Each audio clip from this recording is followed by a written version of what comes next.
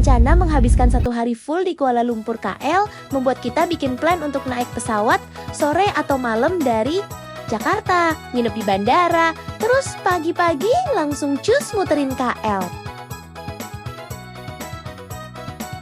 Pesawat yang kita naikin itu agak delay, ternyata dimana kita udah prepare sore, tapi ternyata pesawat berangkat agak maleman sedikit. Jadi pas kita udah nyampe KL dan lewat imigrasi itu, udah lepas tengah malam. Sampai langsung kita cari spot-spot yang bisa buat tiduran. Dan waktu itu banyak bangku-bangku food court yang juga udah ditempatin para pelancong yang numpang nginep di Bandara KL. Jadi kita ngikutin dan dapat spot kosong, dimana di situ kita gantian tidur sedapatnya.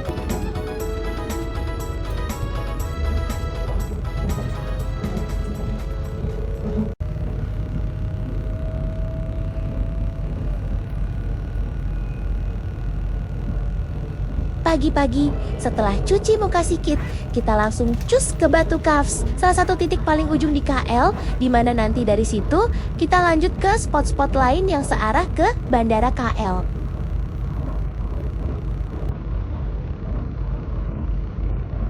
Menurut syutingan internet, Batu Caves atau Gua Batu adalah salah satu kuil Hindu di luar India yang paling populer, yang didedikasikan untuk Dewa Murugan.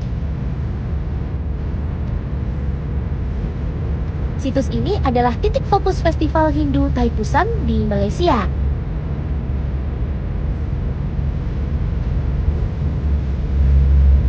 Perjalanan ke Batu Caves kita tempuh dengan kereta cepat KLIA Express ke KL Sentral. Lalu lanjut naik KTM komuter tujuan Batu Caves.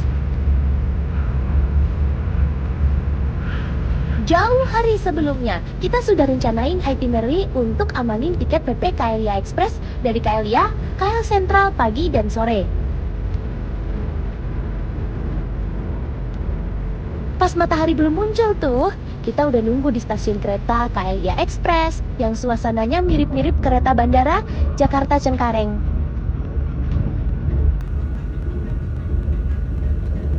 Nah, sebetulnya transportasi umum juga ada dari KLIA ke pusat kota KL, seperti bis atau kereta komuter biasa. Cuma, karena kita mengejar waktu, jadinya kita putusin pesen KLIA Express, karena kereta ini hanya berhenti di beberapa stasiun, hingga waktu tempuh lebih cepat. Kalau kereta biasa, waktu tempuhnya akan lebih lama, karena berhenti di setiap stasiun. Sambil sesekali nyuri waktu tidur ayam, perjalanan ke KL Sentral memakan waktu sekitar 50 menitan. Dari yang semula masih belum ada matahari, pas kita sampai di KL Sentral itu, matahari udah naik dan kita langsung ketemu dengan aktivitas manusia di sana. Sebelum lanjut naik KTM ke Batu Caves, kita cari-cari sarapan ringan dulu di 7-Eleven, kayak susu, onigiri, atau roti-rotian.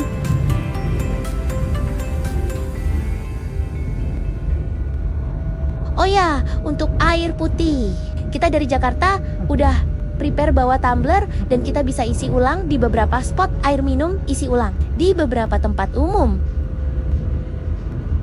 Dari bandara, tumbler kita udah kita maksimalin. Malahan, ada yang bawa tumbler 2 juga dimaksimalin tuh. 2 tumblernya untuk isi air minum pulang.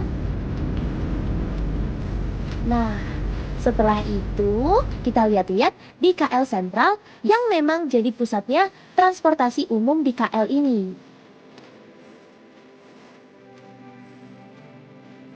Lintas transportasi dari bis, KTM, monorel, MRT. Itu semua bermuara di sini.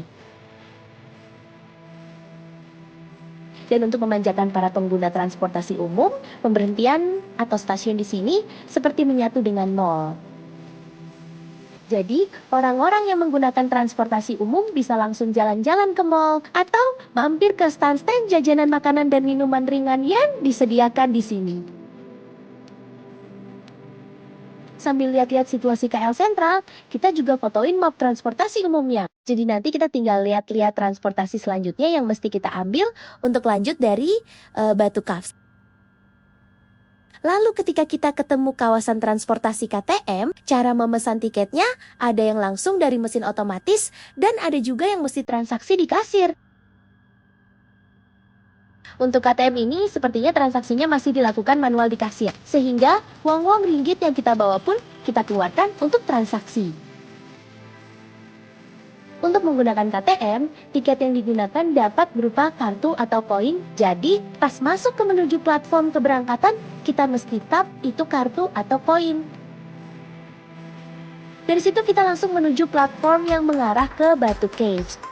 KTM yang dimaksud bentuknya adalah kereta komuter dengan akselerasi terbilang standar, tidak terlalu cepat karena melewati tengah kota dan berhenti di banyak stasiun. Sepanjang perjalanan KTM ini melewati berbagai stasiun yang terbilang memiliki arsitektur yang klasik, jadi sepanjang perjalanan itu kita melihat stasiun sambil mengagumi arsitekturnya.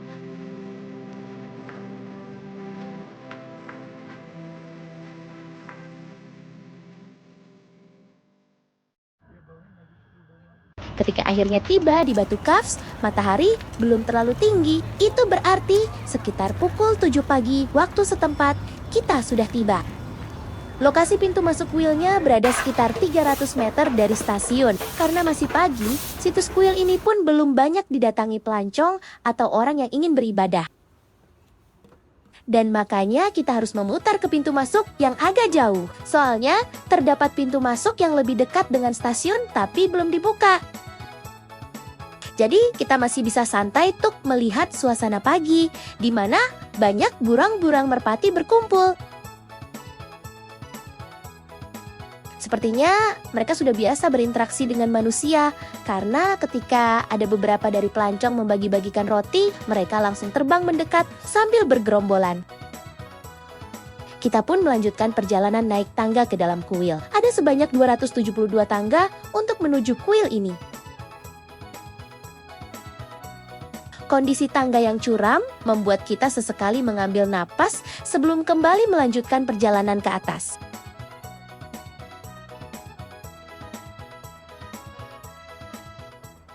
Kuil ini dibuka untuk umum selain untuk beribadah umat Hindu. Jadi ketika kita naik tangga masuk ke dalam kuil, kita pun berpapasan dengan umat yang sedang beribadah di dalam kuil.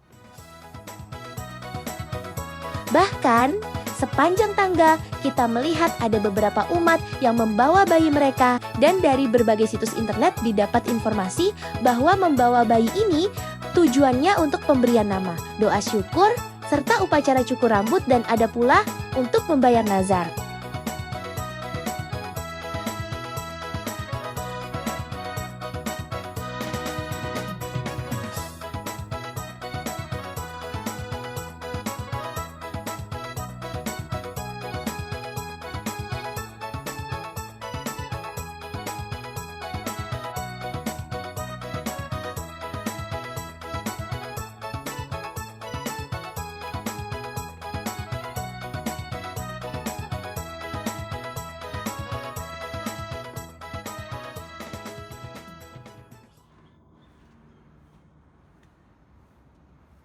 Di kawasan kuil di dalam gua ini, tidak hanya ditemukan tempat beribadah bagi umat Hindu, tetapi di pintu masuk dekat tangga, kita temukan beragam stand toko penjual ale-ale atau souvenir yang menjual tidak hanya souvenir khas Batu Caves, tapi juga khas Malaysia.